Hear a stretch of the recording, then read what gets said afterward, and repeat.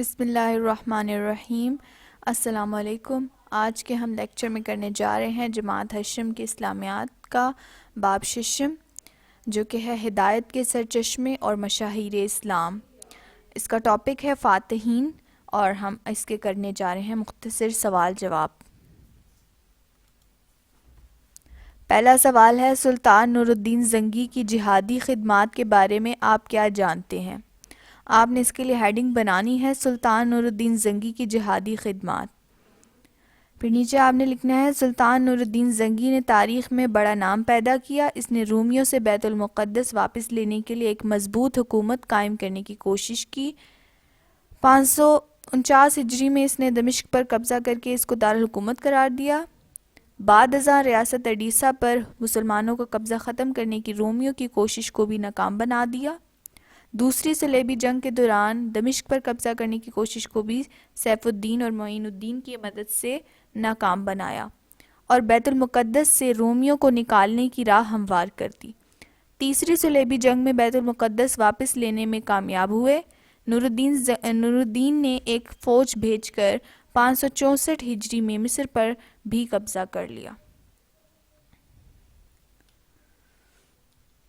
اگلا سوال ہے، سلطان نور الدین زنگی کا روضہ رسول کی حفاظت کا واقعہ اپنے الفاظ میں لکھیے۔ جواب میں ہم لکھیں گے، ایک رات نماز تہجد کے بعد سلطان نور الدین زنگی نے خواب میں دیکھا کہ رسول کریم صلی اللہ علیہ وآلہ وصحبہ وسلم 2 سرخی مائل رنگت کے آدمیوں کی طرف اشارہ کر کے سلطان سے کہہ رہے ہیں کہ مجھے ان کے شر سے بچاؤ۔ اگلے روز سلطان مدینہ منورہ روانہ ہو گئے۔ وہاں جا کر اہل مدینہ کی کھانے کی دعوت کی، جس میں سب لوگ حاضر ہوئے۔ سلطان نے حاضرین سے پوچھا، کیا مدینے کا ہر شہری مجھ سے مل چکا ہے؟ حاضرین نے کہا، جی ہاں، سوائے 2 آدمیوں کے۔ سلطان نے ان کے بارے میں پوچھا تو معلوم ہوا کہ یہ 2 مراکشی باشندے ہیں جو روضہ نبوی صلی اللہ علیہ وآلہ وسلم کی بالکل قریب رہائش پذیر ہیں۔ سلطان نے وہاں جا کر گھر کا جائزہ لیا۔ فرش پر ایک چٹائی پڑی ہوئی تھی۔ سلطان نے چٹائی اٹھائی، اس کے نیچے ایک تازہ کھودی ہوئی سرنگ تھی۔ انہوں نے اعتراف کیا کہ وہ غیر مسلم ہیں، اور ان کے حکمران نے انہیں اس منصوبے پر حجاز بھیجا تھا کہ وہ کسی نہ کسی طرح رسول کریم صلی اللہ علیہ وآلہ وصحبہ وسلم کا جسد اقدس روضہ مبارک سے نکال کر لے آئیں، اور اب یہ ناپاک منصوبہ پایہ تکمیل کو پہنچنے والا تھا۔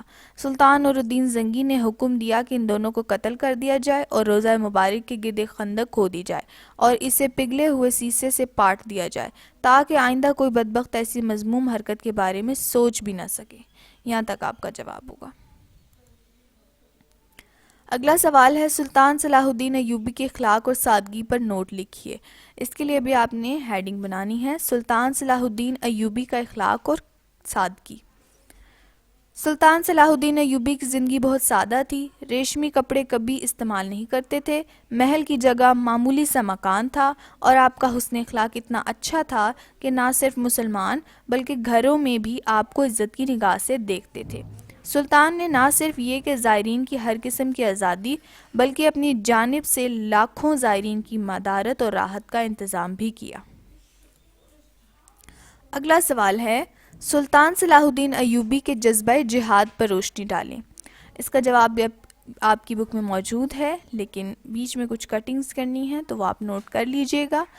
صلاح الدین ایوبی کی زیر قیادت ایوبی سلطنت نے مصر، شام، یمن، عراق، حجاز اور دیار بکر پر حکومت کی۔ صلاح الدین ایوبی کو فاتح بیت المقدس کہا جاتا ہے، جنہوں نے 1181 میں یورپ کی متحدہ افواج کو عبرتناک شکست دے کر بیت المقدس ان سے آزاد کروا لیا تھا۔ صلاح الدین ایوبی میں جہاد کا جذبہ کوٹ کوٹ کر بھرا ہوا تھا، اور بیت المقدس کی فتح ان کی سب سے بڑی خواہش تھی۔ مصر کے بعد صلاح الدین ایوبی نے 1182 تک شام، موصل، حلب وغیرہ فتح کر کے اپنی سلطنت میں شامل کر لیے۔ یہاں تک آپ پہلے لکھیں گے اور اس کے بعد آپ یہاں سے لکھیں گے، سلطان نے یہیں دشمن کے لشکر پر ایک ایسا آتش گیر مادہ ڈلوا دیا جس سے زمین پر آگ بھڑک اٹھی۔ چنانچہ اس آتشی ماحول میں 1181 کو حطین کے مقام پر تاریخ کی خوفناک ترین جنگ کا آغاز ہوا۔ رینارڈ گرفتار ہوا اور سلطان نے اپنے ہاتھ سے اس کا سر قلم کیا۔ اس جنگ کے بعد اسلامی افواج رومی علاقوں پر چھا گئیں۔ اس طریقے سے آپ نے اس کا جواب لکھنا ہے۔ اگلا سوال ہے، سلطان محمد فاتح کی علمی اور رفاہی خدمات پر روشنی ڈالیں۔ آپ نے ہیڈنگ دینی ہے علمی اور رفاہی خدمات۔ سلطان نے اپنے دور میں قسطنطنیہ میں 300 عالی شان مساجد تعمیر کروائیں۔ فتح کے بعد قسطنطنیہ کو اسلامبول یعنی اسلام کا گھر کا نام دیا گیا، جو بعد میں استنبول کہلایا جانے لگا۔ محمد ثانی عظیم فاتح ہونے کے ساتھ ساتھ علم و ہنر کا بھی سرپرست تھا۔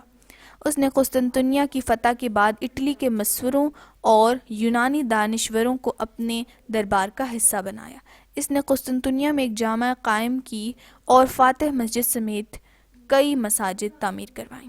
انہوں نے پہلی مرتبہ سلطنت عثمانیہ کے لیے باقاعدہ قوانین مرتب کیے۔ مسلم دنیا کے عظیم حکمران سلطان محمد فاتح 3 مئی 1481 کو انتقال کر گئے۔ آپ نے اس کو پوائنٹس میں لکھنا چاہیں تو آپ پوائنٹس میں بھی لکھ سکتے ہیں، اگر آپ پیراگراف میں لکھنا چاہیں تو پیراگراف میں بھی لکھ سکتے ہیں۔ زیادہ بہتر ہے کہ آپ پوائنٹس میں لکھ دیں تو جو ایگزامینر اس کے لیے بھی آسانی ہوگا اور زیادہ اٹریکشن ہوتی ہے اس سے۔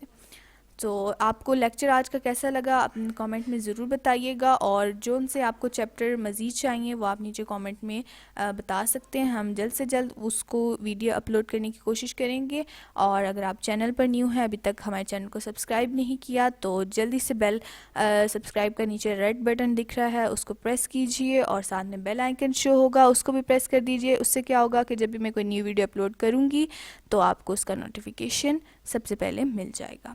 ویڈیو کو لائک کیجیے گا اور زیادہ سے زیادہ لوگوں میں شیئر کیجیے گا۔ اللہ حافظ۔